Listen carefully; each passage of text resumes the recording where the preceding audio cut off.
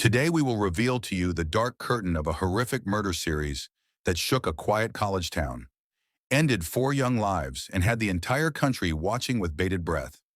The chilling story of how the police meticulously and step by step reached a killer, Moscow, Idaho.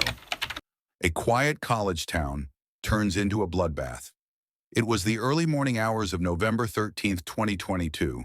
This rental house at 1122 King Road, off the campus of the University of Idaho, was a typical college home where five young women lived happily.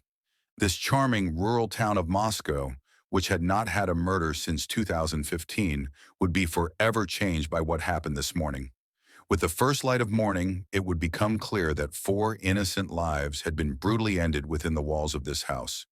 The victims in that last night, the victims were 20-year-old Ethan Chapin, 21-year-old Kaylee Gonkovs, 20-year-old Zana Kernodle, and 21-year-old Madison Mogan. Ethan was Zana's boyfriend and was staying at the house that night. Madison and Zana worked at the same local restaurant. Kaylee had recently moved out but had come to visit her friend Madison to show off her new car. The other two female roommates living in the house were untouched. The victims' final hours on the evening of November 12th, the night of the murders, began as ordinary as can be. Ethan and Zana were at a party at the nearby Sigma Chi fraternity from 8 p.m. to 1:45 a.m. Madison and Kaylee went to the Corner Club, a sports bar in the city center, at 10 p.m. and left at 1:30 a.m. Adding to the horror of the incident, Madison and Kaylee were seen chatting and laughing on a live stream from a food truck at 1:41 a.m. Police determined that they had returned home at 1:56 a.m. According to the surviving roommates, all four students were home by 2 a.m. The moment of horror and mysterious calls. Before the murders, Kaylee's phone made 7 missed calls to her ex-boyfriend between 2:26 and 2:52 a.m. And Madison's phone made 3 missed calls to the same person between 2:44 and 2:52 a.m. Police concluded that the recipient of these calls had no connection to the crime. A DoorDash order labeled for Zana was delivered to the house around 4:01 a.m. That's when the terrifying chain of events must have begun. Detectives believe the murders occurred between 4:00 and 4:25 a.m., the crime scene and police's initial clues. The two surviving roommates returned home at 1:00 a.m. The probable cause affidavit later stated that one of the surviving roommates had been sleeping on the second floor with Zana and Ethan before being awakened by a voice that sounded like Kaylee and her dog. Then she heard one of her roommates say, "Someone's in here." Although the sound was believed to be from Kaylee, investigators found that Zana's cell phone data showed her on the TikTok app at 4:12 a.m. The surviving roommate opened her door twice shortly after, and on the second occasion heard a whimpering sound coming from Zana's room and a male voice saying, "It's okay, I'll help you." Security cameras near the home recorded whimpering, a loud bang, and a dog barking repeatedly starting at around 4:17 a.m. Face to face with the killer. The height of horror came when he opened the door to his surviving roommate for the third time. He came face to face with a strange man dressed in black and wearing a mask covering his mouth and nose. As his roommate froze, the man walked past him and out the sliding glass door. His roommate described him as being in a shocked state and then locked himself in his room. The four victims were stabbed to death in their beds on the second and third floors of the house. The victims' mouths were not gagged or restrained, and the walls at the scene were covered in blood. No weapon was found, but police believe the killer or killers used a fixed blade. 7 hours after the murders, at 11:58 a.m., the surviving roommate's phone called 911 for an unconscious person. When police arrived, the door to the house was open. There were no signs of forced entry, and nothing appeared to be missing. Investigation and step-by-step to the killer. The investigation was conducted by the Moscow Police Department, MPD, Idaho State Police, ISP, and the Federal Bureau of Investigation, FBI. In total, approximately 130 law enforcement officers worked on the case. Autopsies on the four victims revealed that all had been stabbed multiple times with a large knife. At least one victim had defensive wounds to his hands, suggesting that he had tried to fight off his attackers. It was considered possible that the victims were attacked while sleeping in their beds. The surviving roommate described the suspect as a foreign male, 5'11", tall, not very muscular but athletic, with bushy eyebrows.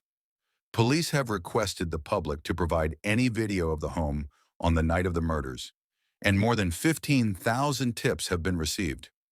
Mysterious white Elantra in the emergence of a suspect. On December 15th, police began investigating white Hyundai Elantras manufactured between 2011 and 2013.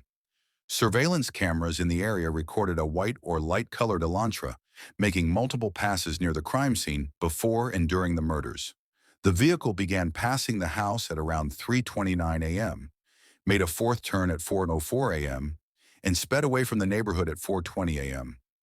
Investigators in neighboring Pullman, Washington, began investigating a white Elantra belonging to Bryan Christopher Kohberger, a 28-year-old PhD candidate and lecturer who was traveling to Pennsylvania with his father for the holidays.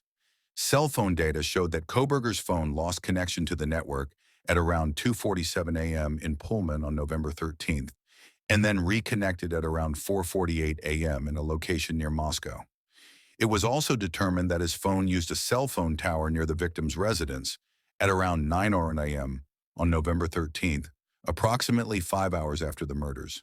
It was also determined that between June 2022 and November 13th, his phone received a signal from the cell phone tower closest to the crime scene at least 12 times. DNA evidence and arrest investigators found 3 unidentified male DNA samples in a brown leather knife sheath found in Madison Mogen's bed. A partial match was found to an individual with a family connection to Kohberger using public genealogy databases.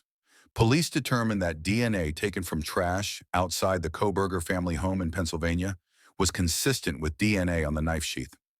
Prior to the arrest, investigators monitored Kohberger. He was seen wearing surgical gloves on several occasions and was observed placing garbage bags in a neighbor's trash can. He was also noted to be meticulously cleaning his car. On December 30th, 2022, Bryan Christopher Kohberger was taken into custody by the FBI SWAT team and Pennsylvania State Police at his family home in Pennsylvania. At the time of his arrest, Kohberger was found wearing examination gloves and placing garbage in separate Ziploc bags in the kitchen. A search of the home turned up a knife, a handgun, a black face mask, and identification cards. Bryan Christopher Kohberger, the dark side of a criminology student and the legal process. Bryan Christopher Kohberger, born November 21, 1994, was a doctoral student in criminology.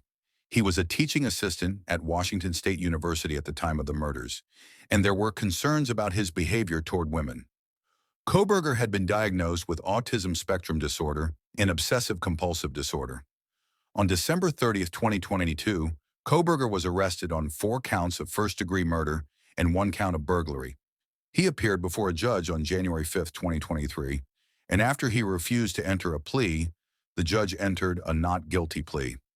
The Idaho County District Attorney's Office sought the death penalty. On June 30, 2025, it was announced that Kohberger had accepted a deal to plead guilty to all charges against him and to be sentenced to 4 consecutive life sentences in prison, free of the death penalty.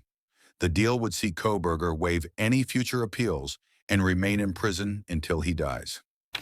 Remembrance and legacy. The house where the murders took place was donated to the University of Idaho on February 24, 2023, and was demolished on December 28. A memorial garden for the victims was opened on the University of Idaho campus as the Vandal Healing Garden. Scholarships were established in the names of 3 of the victims, Kernodle, Chapin, and Mogen. The university awarded posthumous degrees to 4 of the victims at its spring graduation ceremonies on May 13, 2023. This case not only highlighted the tragic end of 4 young lives, but also the fragility of society, the tenacity of the police, and the slow but steady pace of justice. Moscow, Idaho will forever be remembered for this horrific event, and the memory of these young people will continue to live on through scholarships and memorials. This is the end of this chilling story. I hope this video has satisfied your curiosity about true crime. For more content like this, don't forget to subscribe to our channel, like the video, and share your comments with us. See you in the next episode, and bye.